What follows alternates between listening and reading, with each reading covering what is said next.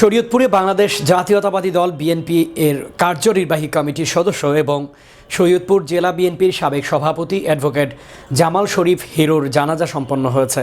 মঙ্গলবার সকাল 10টায় জেলার নড়িয়া উপজেলার পণ্ডিত সার কলেজ মাঠে তার জানাজায় সম্পন্ন হয়েছে। জানাজা শেষে বিএনপির পক্ষ থেকে মরহুমের কফিনে ফুল দিয়ে শ্রদ্ধা জানানো হয়। জানাজার পূর্বে সংক্ষিপ্ত বক্তব্যে মরহুম অ্যাডভোকেট জামাল শরীফ হিরোর পরিবারের প্রতি সহমর্মিতা জানিয়ে বিএনপির নির্বাহী কমিটির সদস্য এবং শরীয়তপুর জেলা বিএনপির সভাপতি শফিকুর রহমান কিরণ বলেন, আমরা একজন গুণী মানুষকে হারালাম। আন্দোলন সংগ্রামে অ্যাডভোকেট জামাল শরীফ হিরোর অবদান তুলে ধরে এ সময় আরও বক্তব্য রাখেন বিএনপির নির্বাহী কমিটির সদস্য মহিউদ্দিন আহমেদ ঝিন্টু, কৃষক দলের সহসভাপতি কর্নেল ফয়সাল।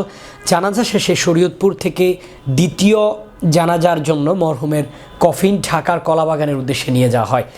সোমবার রাত 7:30 রাজধানীর একটি হাসপাতালে চিকিৎসাধীন অবস্থায় 65 বছর বয়সে মারা যান অ্যাডভোকেট জামাল শরীফ হিরো। জামাল শরীফ হিরোর মিছিল যখনই নামতো তখনই সমস্ত সিনিয়র নেতারা সেদিন মাঠে নামতেন। যেদিন জামাল শরীফ হিরো অসুস্থ থাকতেন সেদিন সেই লাইনে মিছিল হয়নি।